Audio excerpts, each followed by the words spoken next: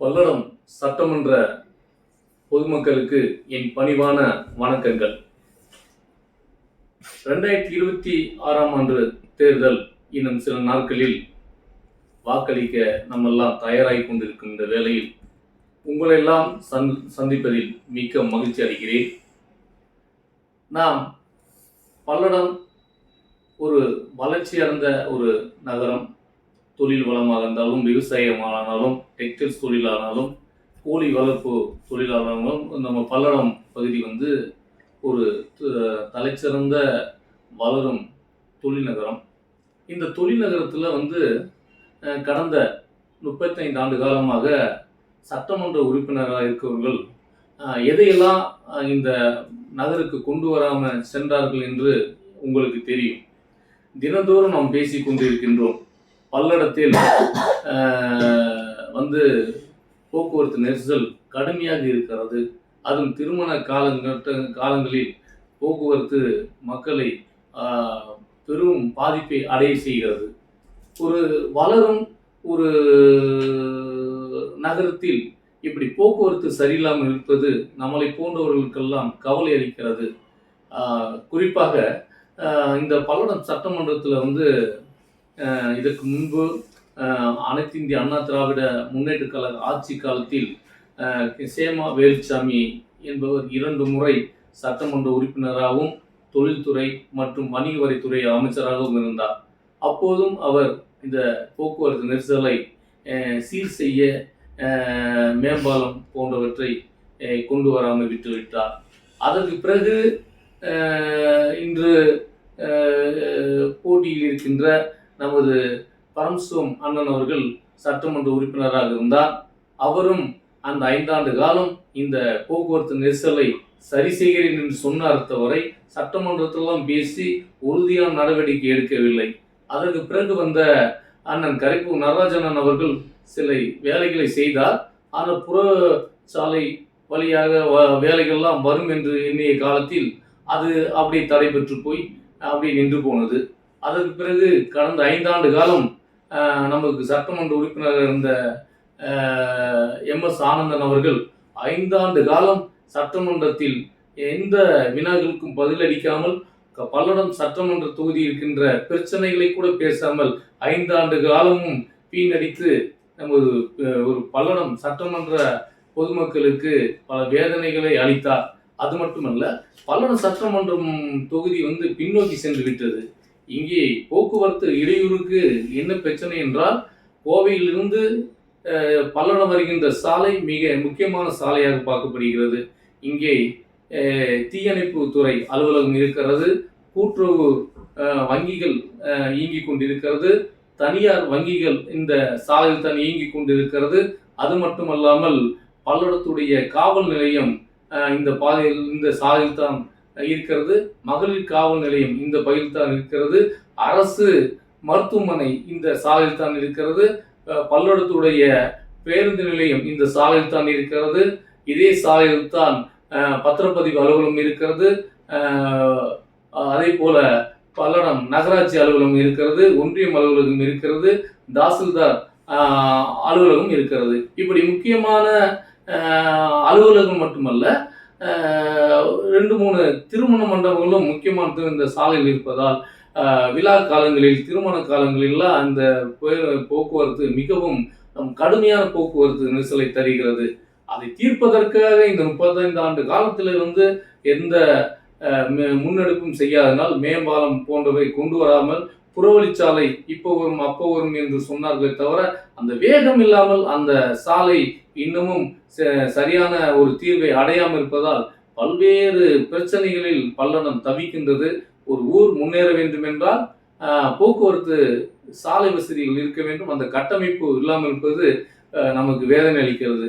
அது மட்டுமல்ல, பல்லடம் பொறுத்தளவில் பேருந்து நிலையம் இந்தியாவில் முதல் பேருந்து நிலையம் பல்லடம் பேருந்து நிலையம். ஆனால் இன்று எந்த அளவில் இருக்கிறது என்பதை மட்டும் நீங்கள் நினைத்து பாருங்கள். இந்த பேருந்து நிலையத்தை நவீன பேருந்து நிலையமாக, குடியேற்றும் பேருந்து நிலையமாக, எல்லா வசதிகளோட ஒரு பேருந்து நிலையம் மாற்ற வேண்டும் என்று இவர்கள் எப்போதும் நினைத்ததில்லை. அதே போலதான் நமது பல்லடம் அரசு மருத்துவமனை, பல நோய்களுக்கு இங்கே மருத்துவர்கள் இல்லை, செவிலியர்கள் இல்லை, கட்டடங்கள் இல்லைங்கிற ஒரு பெரிய பிரச்சனை இங்கே இருக்கிறது. அது மட்டுமல்லாத இங்கே இங்கே அறுவை சிகிச்சை செய்யும் அளவுக்கு உண்டான நவீன கருவிகள் இல்லாதனால் பல்வேறு நோய்களுக்கு நோயாளிகளை கோவை மருத்துவமனைக்கும் திருப்பூர் கோவை மருத்துவமனைக்கும் செல்ல வேண்டிய ஒரு சூழலை இங்கே பார்க்கின்றோம். அந்த நிலை மாறுவதற்கு இவர்கள் எந்த நடவடிக்கையும் எடுக்கவில்லை. அது மட்டுமல்ல, பல்லடம் சுற்றி இருக்கின்ற 17-18 கிராமங்களுக்கு குடிநீர் பிரச்சனை 50 ஆண்டு காலமாக இருக்கிறது. அவர்கள் ஒட்டுமொத்தமாக அத்திக்கடவு குடிநீரை மட்டுமே நம்பிக்கொண்டிருக்கிறார்கள். அவர்களுக்கு இன்னும் குடிநீரை சரியான தருணத்தில் கொடுக்க வேண்டும் என்றால் அவர்களுக்கு மேட்டுப்பாளையம் குடிநீர் திட்டத்தை விரிவாக்கம் செய்ய வேண்டும். அதே மாதிரி எல்என்டி குடிநீர் திட்டத்தையும் விரிவாக்கம் செய்ய வேண்டும். அப்படி செய்தார்கள் என்றால் அத்திக்கடவு குடிநீர் திட்டம், மேட்டுப்பாளையம் குடிநீர் திட்டம், அது மட்டுமல்ல உங்களுக்கு எல்என்டி குடிநீர் திட்டமும் அவங்களுக்கு கை கொடுக்கும். இந்த இதை பற்றி சட்டமன்றத்தில் பேசி இந்த மக்களுக்கு குடிநீர் பிரச்சனை தீர்ப்பதற்கும் இவர்களால் முடியவில்லை. ஆக அதே போலதான் பல்லடம் என்றாலே டெக்ஸ்டைல்ஸ், கார்மெண்ட்ஸ், அப்புறம் பின்னலாடை தொழிற்சாலைகள், இந்த சாலை நிலையங்கள், டைன் போன்றவற்றை நம்ம பார்த்தீங்கன்னா இப்போ 10 ஆண்டு காலத்துக்கு 20 ஆண்டு காலத்துக்கு முன்பை விட இப்போது தொழில் மந்தமாக இருக்கிறது. அதை நம்பி பொழைப்பு தேடி வந்த பல்வேறு மாவட்டங்களைச் சேர்ந்த தொழிலாளர்கள் அவர்கள் சொந்த ஊருக்கே செல்லுகின்ற நிலையை தான் இங்கே பார்க்கின்றோம். அதே போலதான் விவசாயத்துக்கு பல்லடத்துல எந்த ஒரு சலுகையும் அவர்களுக்கு எந்த ஒரு வாழ்வு ஆதாரத்தையும் இந்த சட்டமன்ற உறுப்பினர்களால் இதுவரை கொண்டு வரவில்லை என்பது வருத்தமான விஷயம்.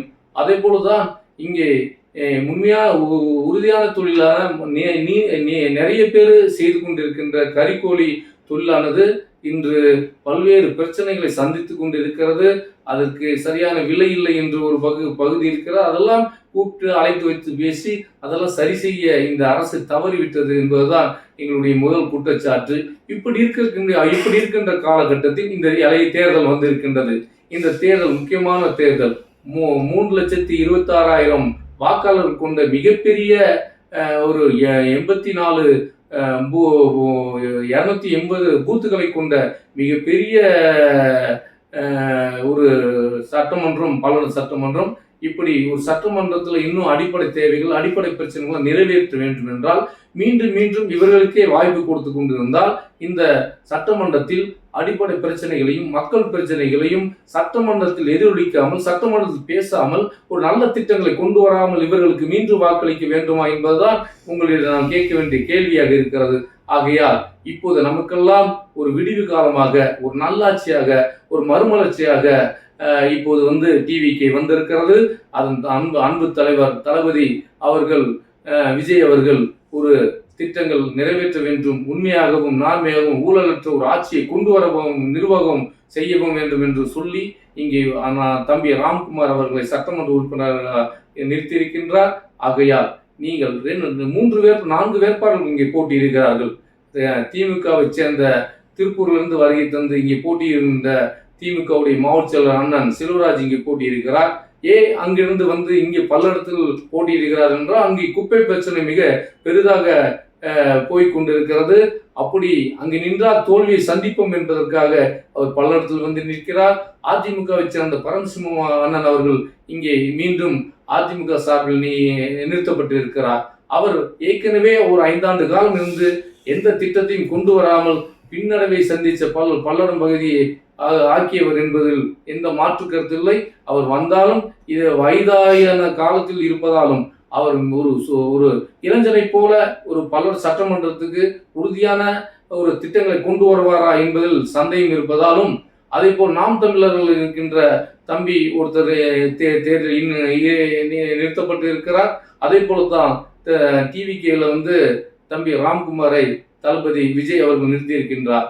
ராம்குமாரை பொறுத்தளவுல இவர்கள் இப்படி பரமசிவம் அண்ணன் அவர்கள் பண்ணையராகவும், செல்வராஜன் அவர்கள் கார்பரேட் கம்பெனியாகவும் பணம் படைத்தவர்கள் மத்தியில் நம்ம வீட்டு ஏழை பிள்ளைகளாக நம்ம வீட்டில் ஒருவராக, நம்மில் ஒருவராக தம்பி ராம்குமாரை இந்த பல்லடம் சட்டமன்றத்தில் நல்ல வேட்பாளராக நிப்பாட்டியிருக்கின்றார். இந்த நேரத்திலும் உங்கள் பிரச்சனைக்கு ஓடோடி வந்து உதவக்கூடிய நல்ல தம்பி நமக்கு வேட்பாளர் கிடைத்திருக்கிறார். ஒரு மாற்றத்தை வேண்டுமென்றால் நீங்கள்லாம் 23ஆம் தேதி அன்று வாக்குச்சாவடி சென்று உங்கள் பொன்னான புனிதமான விலைமதிப்பற்ற கோடான கோடி வாக்குகளை விசில் சின்னத்தில் வாக்களித்து பெருவாரியான வாக்குகள் அளித்து அவரை சட்டமன்றத்துக்கு அனுப்பினால் பல்லடத்தில் நிகழ்ந்து கொண்டிருக்கின்ற இவர்களெல்லாம் கொண்டு வர முடியாத இந்த திட்டங்கள் எல்லாம் தம்பி ஆணித்தனமாகவும் அழுத்தமாகவும் சட்டமன்றத்தில் பேசி பல திட்டங்களை கொண்டு வருவார் என்று நேர்மையாகவும் உண்மையாகவும் இருப்பார் என்றும் மக்கள் பிரச்சனைக்கு ஓடோடி வந்து குரல் கொடுக்கும் ஒரு நல்ல வேட்பாளரை தந்திருக்கின்றார். அவரை வெற்றி பெற செய்ய வேண்டுமாய் உங்களை இருக்கரம் கூப்பி வேண்டி விரும்பி கேட்டுக்கொள்கிறேன். மிக்க நன்றி. வணக்கம்.